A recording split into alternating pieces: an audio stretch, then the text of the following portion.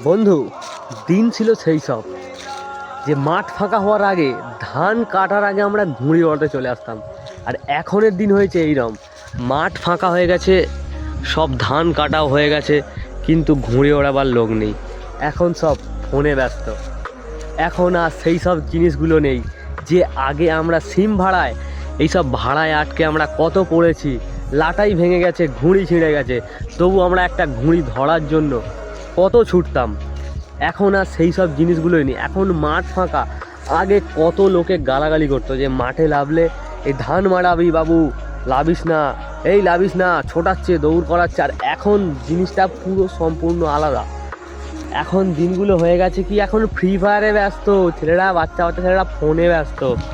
এইসব বাচ্চা বাচ্চা ছেলেদের এখন ঘুড়ি ওড়াবার টাইম, এরা এখন ফোনে ব্যস্ত। এখন এইরকম জামানা হয়ে গেছে।